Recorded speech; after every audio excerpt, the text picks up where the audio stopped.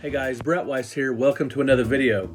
As many of you know, I have been working on a 2-volume Sega Genesis Omnibus set, but that project is now in jeopardy, and a lot of you have asked me questions about this and posted questions on social media, on YouTube and the like. I thought I would read some of these questions, queries, and comments that you guys have left on YouTube. I really appreciate it. As I've said before, I feel like a lot of YouTube comments sort of get lost in the shuffle, and I want to answer some of these directly and just read the comments, and you guys can comment on the comments. Does that matter? I don't know. I don't care. I'm just responding to you guys. Sega gonna come after me for wearing this t-shirt in this video? We'll see, but what they're doing is shutting down book projects on the Sega Genesis / Sega Mega Drive, which really seems strange to me. There's a lot of possible reasons for this, but I'm going to read what you guys think about this today. And if you're new to the channel, I hope you will subscribe. I do a lot of retro gaming topics, along with rock and roll, with movies and all that kind of stuff. So let's get right to it. After I posted about my Sega Genesis Omnibus book possibly being canceled, got some great comments and questions, beginning with Mike Wilcox. It's a shame Sam had to can the project. Talking about Sam Dyer, I believe his name is, wrote a Sega Genesis book. I have a huge amount of love for the Mega Drive. I would have chewed their arm off. I would have chewed their arm off for the book. That's a big fan. However, that being said, it makes me wonder if Sega has something in place already for their own Mega Drive Genesis book. To me, that's the only thing that makes sense. I don't know that that's the case. I kind of doubt it. I can't imagine Sega putting a bunch of time into a book about the Sega Genesis. Seems like their time would be better spent just, creating new games for other consoles. But regardless, that's, if Sega's going to shut down book projects, that intuitively tells you, right, that they're making a book of their own and they want to make, sell as many copies as possible. They don't want competing books on the marketplace, and that just makes sense to me. But I kind of doubt it. But that's a great question, and intuitively, that's what would make sense. Mr. 831 says, "Oof, I'm really sorry to hear this. I don't understand what they have to gain by doing this. I really hope things work out right. That's really a bummer." Thank you for that. Yeah, I don't understand it either. It makes no sense to me. Let's see, another bummer from Blair Farrell. "What a bummer. I don't understand why these companies sit on these things, and when someone tries to do something to celebrate their history, they go after them. Yeah, what's Sega doing with the Sega Genesis right now? Yeah, the Sega Mini, that's cool. But is Sega publishing video game books about the Genesis? Not that I know of. Are they going to? Like I said, that's the only thing that would make sense. Why are they worried about this? We're celebrating the legacy, the history of the Sega Genesis, and these aren't inferior products in my humble opinion. Obviously, Bitmap Books does great work, and my omnibus books have been very well received. Why would Sega not want a Sega Genesis Omnibus? I don't know. My good buddy Holt Slack says, "Ugh, I've been waiting for your Sega Omnibuy, and hope this gets worked out so they can move forward. Best of luck." Thank you for that, Holt. I hope it goes forward too, and I'm going to write my publisher this week and ask them what needs to be done, what they can possibly do, and see if there's a chance for these books to be published. Turret Views and Reviews says, "Damn.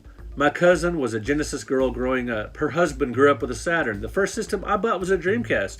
People have a great love and affinity for Sega and their many awesome consoles over the years. It's a shame that they're doing this." Turret Views and Reviews goes on. "Could there be another publisher to take the book to? I don't think that's really the issue. I don't think any publisher wants to chance something like this." And then he goes on, "Maybe continue the work on the books and mothball them until the publication issues are resolved. I really hate to put a bunch of time into a 2-volume set that possibly won't get published. I'm going to wait and see what happens before I put another minute of work into these. Otherwise, I just can't afford the time." And then he goes on, he or she, "Harper Lee's original story was mothballed to Kill a Mockingbird with the original version. Go Set a Watchman, rediscovered and released years later." Very true, but I've heard Go Set a Watchman, frankly, wasn't very good, but I haven't read it, so regardless, a comparison between my Genesis book and Harper Lee, I don't know about that, but I appreciate that. That's awesome. Master Welch says, Brett, my question is, does it have to do with money? That's a reasonable question. If there wasn't a charge for the book, would it be okay? Now, that's a good question, because another book author is actually releasing, I can't remember which book, they're releasing their book as a PDF for free. And I would love to do that. I'd love to just go ahead with the Sega Genesis Omnibus books and release them as PDFs for free. If I could clone myself, or I had way more time if I was retired or something like that. But I just can't see going forward that these aren't going to be published as physical books, complete with, frankly, guys got to eat. So I got to, if I'm going to write Sega Genesis Omnibus books, I have to put them for sale.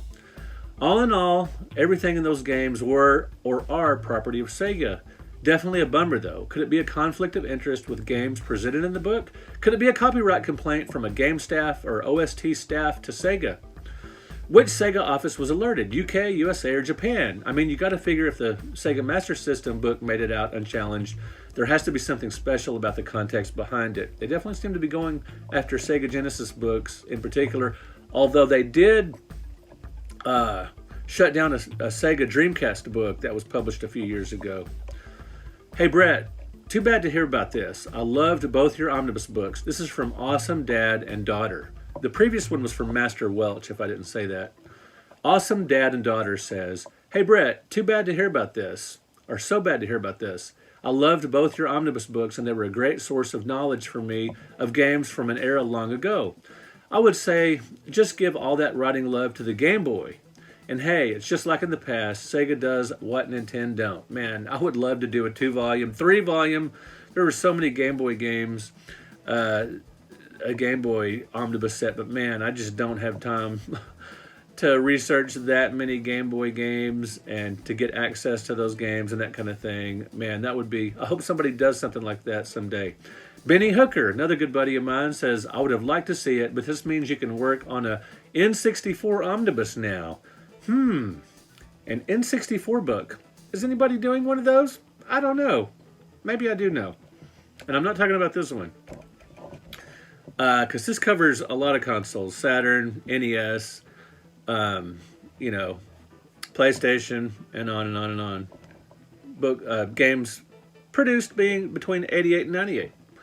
Flashback Gamer says, Hi Brett, I am the author of a Kickstarter campaign that was to cover the Sega Mega Drive Genesis called the Mega Book Collection under my Gray Fox Books self-publishing label. Flashback Gamer. Awesome. Continues. And I had to cancel the project, not so awesome, due to the time frame of funding. So the project didn't get funded. I was planning on a relaunch this year, but upon revisiting the older page from my previous campaign, I too had received a cease from Sega similar to the Sega Art Book project. Even though the project was canceled, they sent this. So this person's Kickstarter campaign didn't get funded, and they still had to message that they needed to shut down. So Flashback Gamer continues. I reached out to 2 Sega divisions in public relations and offered to send over the book for review, which after review was declined, and this was in November of 2022. Long before Bitmap Books had made their announcement. My book was complete, designed, written, and proofread after 10 months worth of work. Must have been working on it full time for those 10 months, because that's a relatively narrow window of time for an ambitious book project.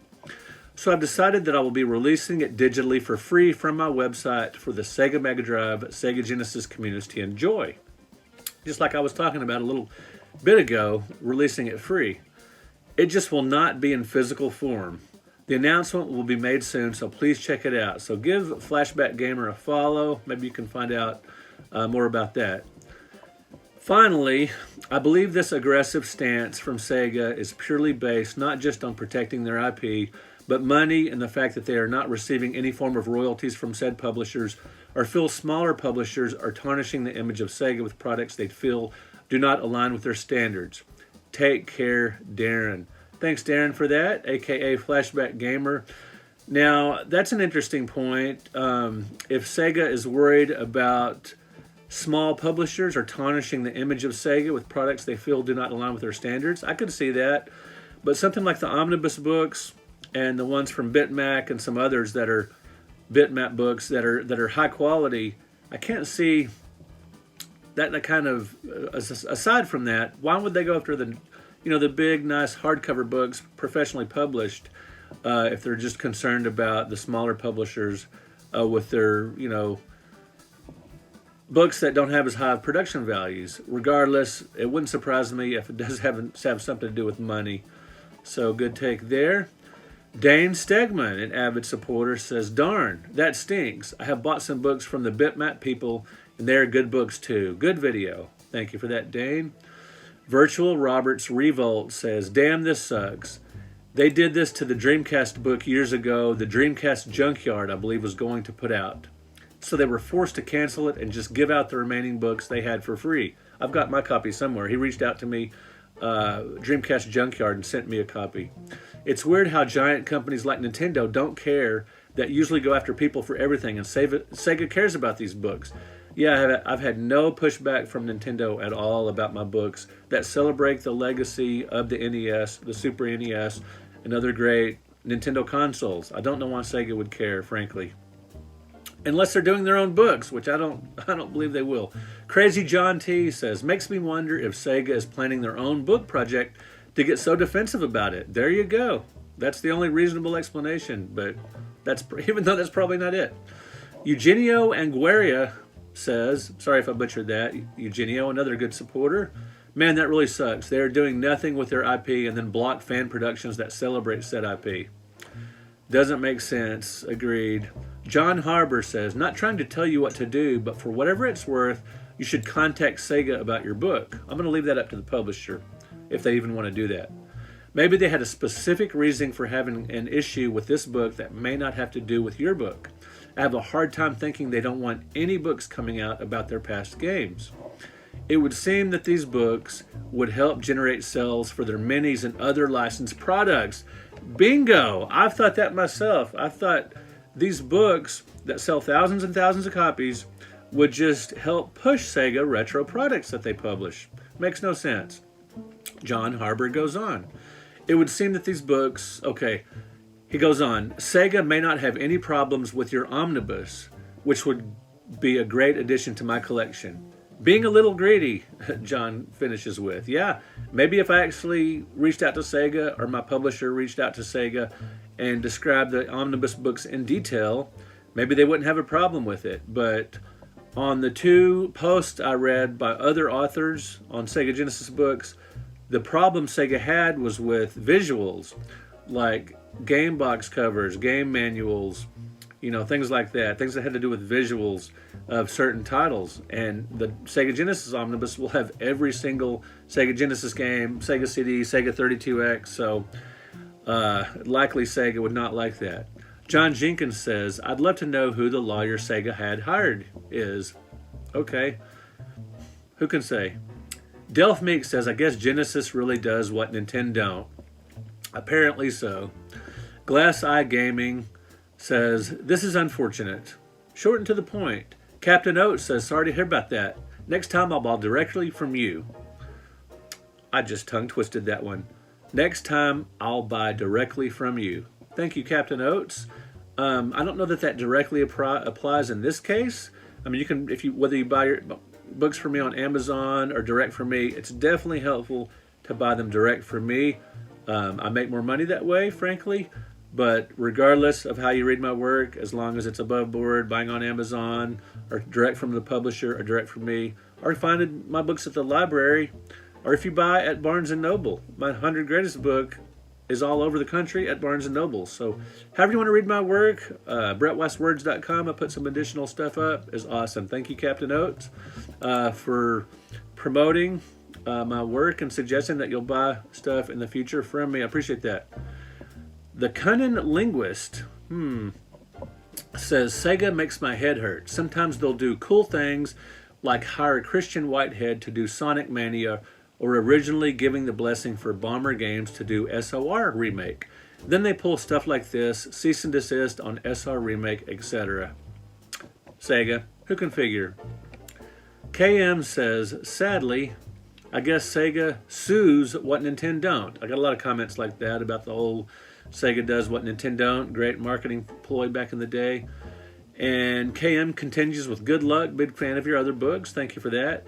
Chad Barnett says, what is Sega thinking? They don't want their history known to younger people born after Dreamcast? WTF. We know they're not going to do a book themselves, damn it. Damn it, Sega. Yeah, I'd seriously doubt Sega's doing their own book. But if they do, I just might buy it. We'll see. Game Closet says, from a copyright, is Sega willing to sign off on the reproduction of the box art images? That's the only thing they would have an issue to complain about. If it were me, I'd replace the box art with a QR code of in-game footage and video pic of the art. That's fair use. I know it's not the same thing. Game Closet continues. Also, what's the difference in producing an omnibus versus the book you already have Sega stuff in when it comes to intellectual property? Why didn't they go after you on that? Either way, I'm sorry they're being obstinate. Well, that's a good question, but there's a good answer. My other Sega stuff is it's about other companies. The majority of book is not about Sega. Like this 100 Greatest book has some Sega games in it, but there are just a small percentage, along with a bunch of other companies, a bunch of other systems. And my first book on the Sega Genesis, the classic home video games book, is mostly text. Either way, I'm sorry they're being obstinate. I agree with that, yes. Cat Despera says, ugh, I'm sorry, Brett. Maybe it'll work out regardless. You never know. Thank you for that. I sure hope so. Havoc1718 says, it sounds like they want some kickback. Again, about the money. This is BS. Come on, corporations. Give the people what they want. Give the okay and take a percentage. Everyone is happy. Come on. This might have led to a resurgence for Sega, but I guess we'll never know. Yeah, maybe Sega could charge 10% or some kind of, licensing fee or something that would make sense. Who knows? I'm going to contact my publisher. Jaspel666 says, that doesn't make sense. I'm not a lawyer, but wouldn't this fall under fair use as reviews? Sounds like Sega is about to roll out their own documentation and doesn't want the competition. Again, possible Sega creating books. Now, Jaspel666 makes some good points about falling under fair usage as reviews. A couple of other people have said that. And someone told me that bitmap books aren't review books like mine are. And so mine might be okay, whereas theirs fell under scrutiny by Sega. I don't know. I'm going to have to run it by my publisher. Nomad Media says, Sega does what Nintendo does? Okay, so not his books, but not sure make all sorts of cultural use of their games outside of buying them is really hard. Streaming, competitions, etc. Okay, that's something. Daniel Thomas McInnes says, the C&D is a joke. The point is to force an indie publisher to spend a large amount of time, that was cease and desist, to spend a large amount of time and money on a court battle. That's right, an indie publisher does not want to go into battle with Sega. Sega would lose such a battle, but that isn't the point. Bleeding the publisher dry as punishment for not going the official license route is the point. It's a fraud and needs to be called out. Yeah, I don't think it's a great look by Sega doing this, and they could have these types of motives. Reagan Dow says, Sega truly bothers me. For years they have made baffling after baffling decision. The PhilAss22 says, I don't purchase any of these books for the copyrighted art or screenshots of the game. I purchase them because I enjoy the opinion of the author on these classic games and the fantastic descriptions that may induce me to play something I otherwise would have ignored. I get a lot of feedback like that on my 100 Greatest Books and my Omnibus books saying, hey, there are games in there I'd never heard of or that I had never tried or that I just never bothered with until I heard, these reviews or more gameplay information that I finally tried and loved. So very cool there. The PhilAss22 continues. Understandably, any depictions of the games are the property of the respective copyright holder. However, there's a big difference between holding someone else's work out as your own versus a depiction used to illustrate a point. Agreed. It is very regrettable that Sega would step in to stop the publishing of a book that may otherwise induce people to revisit their intellectual property. Again, I totally agree with that. This stuff promotes Sega and promotes their legacy IPs. It gets the word out. It helps promote them to younger people, especially that didn't grow up with this stuff. They continue. Let's see. The Phil Last continues. Perhaps they've decided that they would like large licensing fees in the belief that their work is worth more. Maybe so. Either way, anybody looking through these comments and finding this should seriously consider buying Brett's books. Reading through his 100 Greatest Console Video Games series of books opened my eyes to Coleco and TurboGrafx games I otherwise would have passed right over. Thank you so much for that. The Phil Last 22. Next up is Dallas Dal, a frequent commenter. When did Sega become Nintendo? How could writing a book about Sega games harm Sega's profits? It's just pure greed. Sega is just looking for some reason to get more money. If evil bully Nintendo did not get a lawsuit against you for the NES Omnibus book, who looks for any way to make money, saying Nintendo looks for any way to make money, and bully everyone, then I would think Sega would not come after you. A lot of people are surprised this is coming from Sega and not a company like Nintendo.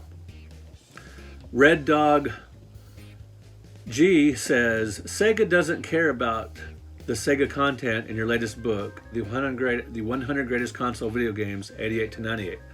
That's true, they don't, because it's a lot of other companies, a lot of other consoles, and just a few Sega games. Mr. Mojo Risen 87 says, if Sega threatens to sue you for eating chicken, are you writers going to stop eating chicken? Many attorneys offer a free initial consult and within 30 minutes could tell you whether in fact you were doing anything legally iffy. You aren't. If need be, pay a lawyer a couple of $100 to send a one-page letter to Sega demanding to be shown probable cause and threatening to sue the living S out of them in light of work you've already put in, damage to your career, and legal expenses. Sega's position would turn around faster than a tempest spinner. Learn from Steve Golson's and GCE's experience. The company's assumption is, regardless of the outrageousness of our position, we just have to send a threatening letter to get our way. P.S. The hundreds of unauthorized books and game guides out there. ? Yeah, there are lots and lots of unauthorized game books out there, including some published by yours truly. Unauthorized by the company, that is, not books that were published, with the company's backing or whatever, like Sega or Nintendo, and on and on. There's definitely more retro gaming books out there certainly now than there were just a few short years ago. Yeah, I'm going to leave anything like this completely up to the publisher. So we'll see what happens. Once I write to the publisher and hear back from them, I will definitely let you guys know. Getting down to it, Transistor Zen says, very disappointing. This is the kind of crap that you would expect from Nintendo, since they like to C&D any and every fan project. Yes, Nintendo has definitely gone after a lot of fan projects. And last and certainly not least, Forced Feedback Classic Game Reviews says, WTF, lame. I mean, I get it, but still, freaking lame. Definitely reaching out, though, just to be sure. Yep, gonna reach out to my publisher, like I've said many times here. I will send them links to the canceled books. I will ask them how I should proceed, if at all. And if not, what book project would they be interested in from me next? Because they were definitely interested in Sega Genesis Omnibus. And I need to contact them anyway, just in general, because I signed a contract to do the Sega Genesis Omnibus. So there you go. Thank you guys so much for these questions, these comments. And I want you guys to let me know in the comments what you think of this debacle, this conundrum, this unfortunate happening with my prospective Sega Genesis Omnibus. And if you guys want to check out the 100 Greatest Console Video Games 1988 through 1998, that is available at Barnes & Noble, on barnesandnoble.com, amazon.com, better yet, through my Square site. You can go to brettweisswords.com to find all my stuff. Thank you guys so much for watching. Thank you for liking this video. Thank you for subscribing to the channel. And again, comment below on what you think of all this. If you have any further questions, we will talk to you in another video.